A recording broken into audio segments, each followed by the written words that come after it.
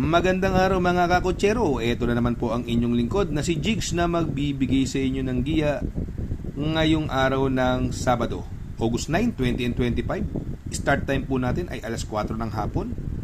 Lahat po ng karera ay may premyo, no? At may malalaking premyo, no? At uulitin ko po, itong aking giya ay purely review and analysis ko lamang at walang halong information. Simulan na po natin. Race number 1, dito po magsisimula ang winner take all. 3-year-old and above maiden race. Non-placer. At ang distansya po ay 1,400 meters at anybody's race po ito. Kung mapapansin natin itong karerang ito, no, halos pare-parehas lang po ng preba nito. Naglalaro lang po sila sa 1.30 hanggang 1.31 media. Kaya ito anybody's race.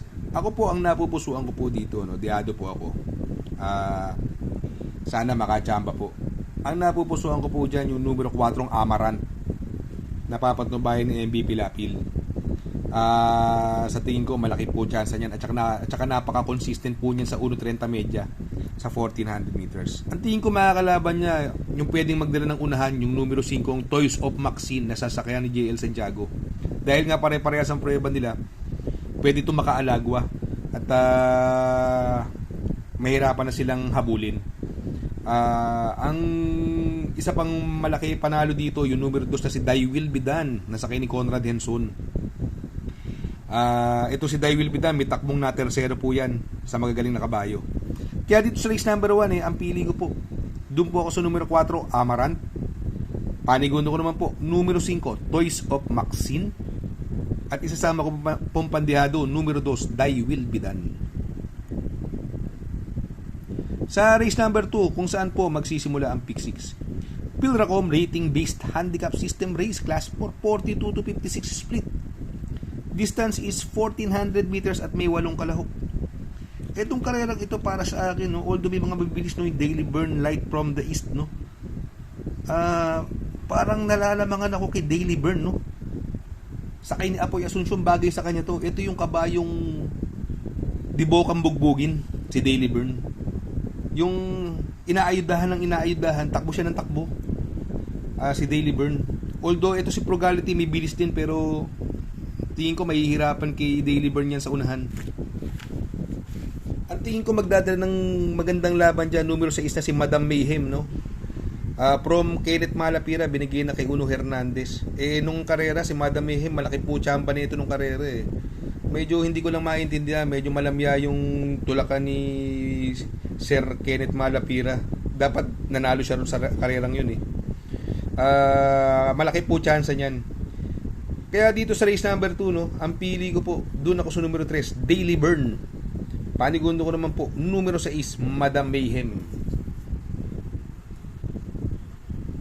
Sa race number 3, kung saan po magsisimula ang pick 5. Pilracom rating based handicap system race class 5, 17 to 41 split. Another 1,400 meters at may 10 kalahok. Itong karerang ito is anybody's race.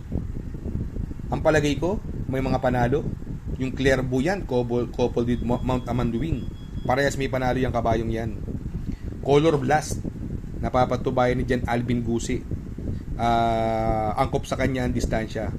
Numero 3 Manila Boy, napapatubayan ni Mark Alvarez. Ito si Manila Boy, mas maraming pinanalo si Mark Alvarez dyan.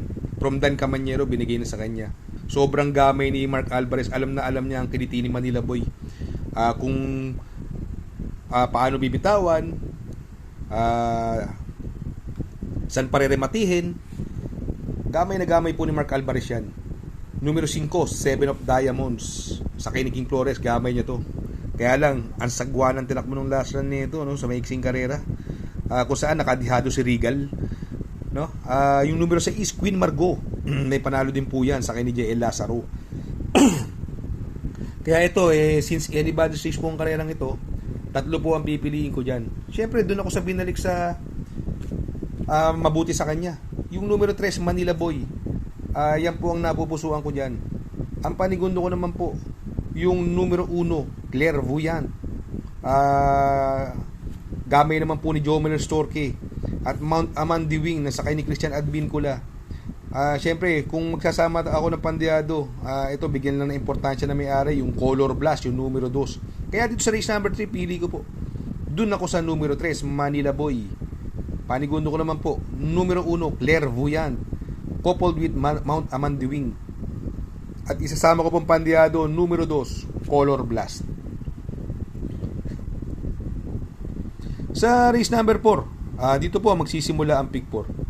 Pilracom rating-based handicap system race, class 5, 17 to 41 split. This distance is another 1400 meters at meron po tayong 8 kalahok. Dito po napansin ko rito, no. Walang ibang maturin bukod kay Distant Thunder. Si made for true pay, although ang baba sa laban. Pero yung bilis kasi kung bilis lang ang pag-uusapan, kay Distant Thunder ako at tingin ko mag-uumento. Huling panalo po ni Distant Thunder, no, nagpreba po ng 1.26.6 at gamay po ni Jeffrey Sarata to.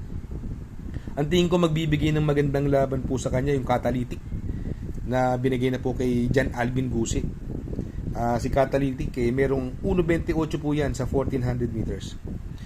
Kung magkukuha po ako ng dihado rito, syempre doon ako sa idol ko, kay JR Sargent de Ocampo, yung numero 1 Jeng Sadinap. Last run po nito, tersero po dumating to si Jeng Sadinap.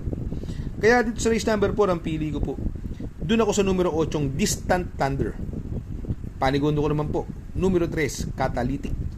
At isasama ko pong pandyado, numero 1 Jeng's Had Enough. Sa race number 5, Pilracom rating-based handicap system race, class 4, 42 to 56 split. Another 1400 meters distance at may 8 kalahok po tayo na tatakbo rito sa karerang ito. Dito po, no, itong karerang ito, no, maraming mabilis. Andyan si Heavyweight, andyan si Lucky Hilda. Mabibilis po yan. Si Noble Touch, nasasabay po yan. Si Carmela Slab, pwedeng iuna, pwedeng isunod. Itong si Carmela Slab ang may best time po dito. May 1.25 medya po yan sa 1400 meters. At lagi lang nga nabubulabog po yan si Carmela Slab. Ang tingin ko magbibigay ng magandang laban yung nag-uumentong numero 6 na si Boss Lady. Napapatubayan ni Apoy Asuncion. 2 beses na pong naipapanalo ni Apoy Asuncion niya si Boss Lady. Kung magkaroon ng aberya sa unahan si Carmela Slab, yan po ang re-remate dyan, Boss Lady. Pero meron po akong pandiado dyan. Ang pandiado ko po dyan yung numero 7 The King's Charm na sakay ni Pamboy Ponce. Magandang diado po yan. Kaya dito sa race number 5 ang pili ko po, doon po ako sa numero 8 Carmela Slab. Panigundo ko naman po, numero 6 Boss Lady. At isasama ko pandiado, numero 7 The King's Charm. Sa race number 6 sa penultimate race, Pilracom rating based handicap system race, class 5, 17 to 41 split, 1400 meters is the distance and may 8 kalahok. Dito, no, ang baba nito sa laban, no, nagbabalik. Numero 2 Super Majority, nasasakyan ni Eminem Gonzalez. Angkop po ang distansya sa kanya. Ito, parang may propeller sa pato. Pag rumimati ito, dire-diretso. Super Majority. Ang tingin kong magbibigay ng magandang laban sa kanya ay numero 4 Carried Away. Etong si Carried Away nung karera, lagpas na po ito kay Batang After 7 siya humabol. Bumigla na siya. Banderan to, nabalikan lang po ni Batang After 7 to. Kaya sa tingin ko mag-uumento pa to sa kay Noel Lunar. Ang worry ko lang po 57 ang timbang. Siguro kung kukuha po ako ng diado rito, ang gusto kong diado rito yung numero 1 Namayan sa kay ni Bombom Villegas.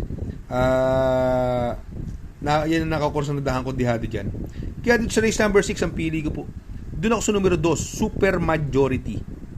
Panigundo ko naman po, numero 4 Carried Away. At isasama ko pong pandiado, numero 1 Namayan. Sa race number 7 sa last and final race, Pilracom rating based handicap system race, class 5, 17 to 41 split, another 1400 meters distance. At dito may 10 kalahok.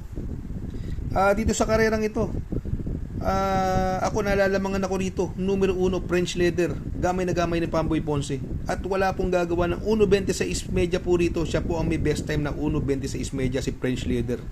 Ibang klase ang umento nitong kabayong ito.